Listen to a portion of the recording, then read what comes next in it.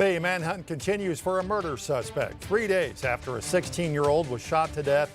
New details we're learning today from Fort Smith police on the search and who was involved in the second suspect's arrest. The Arkansas Health Department confirming a parasitic disease affecting hundreds across the U.S. now in Arkansas. The measures you can take to help keep you from getting sick.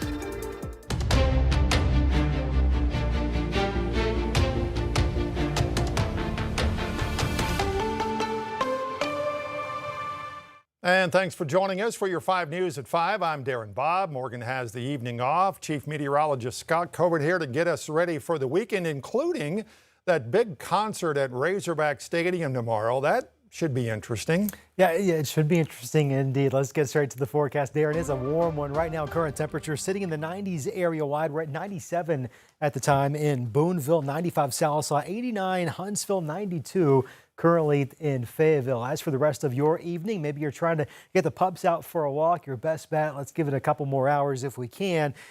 Even once the sun goes down, we're going to be in the 80s most of the overnight period, eventually dropping into the upper 70s by tomorrow morning in northwest Arkansas. In the River Valley, our timeline is going to look a little bit like this. We'll hold on to mostly clear skies, a couple of clouds passing through. Chance of rain tonight, about 10% the River Valley, 20% northwest Arkansas.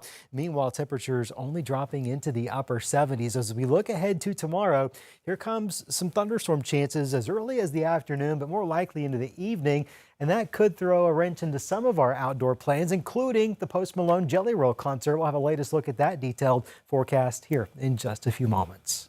All right, Scott, thanks. Tonight, a murder suspect is still at large, and the search continues for Jasmine Johnston. Meanwhile, 5 News pushing for answers in the ongoing efforts to locate her and to learn more about the second suspect that was arrested 24 hours ago. It's been 3 days since the deadly Tuesday shooting that left a 16-year-old dead, and today police are telling us they're not able to comment on how the suspect and the victim knew one another.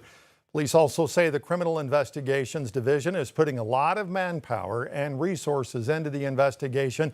As far as last night's arrest of Donnie Warner is concerned, Public Information Officer Eric Mitchell says Panama, Leflore County, Sebastian County, and Arkansas State Police were all involved in his capture.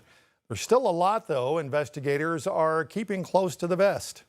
It's still a very active and ongoing investigation. We just know that we developed enough evidence through the investigation to secure 2 arrest warrants from the Sebastian County Prosecutor's Office. That's really all I can say about that. Jasmine Johnston is considered armed and dangerous and is said not to be approachable. If you know her whereabouts, call 911. Those who submit tips through Crime Stoppers that leads to an arrest could also lead to a reward. A Springdale woman is dead after state troopers say someone crashed into her parked car. A crash report from Arkansas State Police says Rosalind Marcus was sitting idle at a cul-de-sac on Don Tyson Parkway when a car driving east hit an embankment and then went airborne. The car hit Marcus, the driver of the car, and 2 passengers were also hurt. Just across the state line in Mississippi, the parents of an 18-year-old college football player demanding answers after their son's death during a 4th of July trip to Horn Island. Nolan Wells disappeared after taking a boat trip with some friends. His body was found 2 days later, and investigators say they believe he accidentally drowned. But his family says key questions are still unanswered. They claim his phone and keys were left behind at another person's home, and they say photos and messages from his Snapchat account had been deleted. His family now has Reverend Al Sharpton and civil rights attorney Ben Crump looking into the matter. What we've been told does not make sense. We refuse to sweep it under the rug. We refuse to just let Nolan Wells' death be in vain.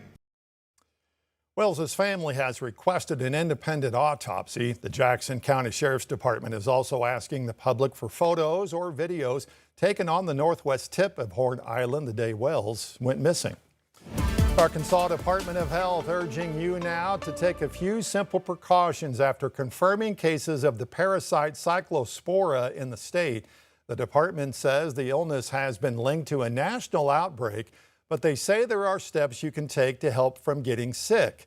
The parasite spreads through contaminated food or water, In past outbreaks, it's been linked to fresh produce like leafy greens, spinach, raspberries, and other fruits and veggies. Doctors say the parasite isn't typically spread through casual person-to-person contact. It's really important that, we wash our hands, wash our fruits and vegetables, especially the fresh produce and even those that may be in a bag, just so that we can, reduce the risk of being infected with this particular parasite. Dr. Porter says if you develop severe diarrhea or become dehydrated, you should seek care from a medical professional immediately. Says early treatment can help people recover quicker. Today, Arkansas Attorney General Tim Griffin announcing a $1 million donation to the Fort Smith Marshals Museum fundraising campaign. It's part of the museum's A New Frontier of Giving campaign to help the museum expand its education outreach. Museum brings to life more than 2 centuries of American history through exhibits and educational programs. Griffin says he believes the Marshall Museum shares important history that not only benefits the state, but the entire nation. One of the things we can all benefit from is people knowing more about how our government works, how our law enforcement works, the service, the sacrifice, the courage. That is all communicated so well here in this museum. The AG's donation, by the way, brings that campaign total to $8 million. City of Taneytown has secured a major federal investment to improve one of its major roadways. City leaders announcing they've been awarded a $17.5 million build grant from the U.S. Department of Transportation to fund improvements along South Barrington Road. Now, the grant supports transportation projects that improve safety, mobility, and economic development.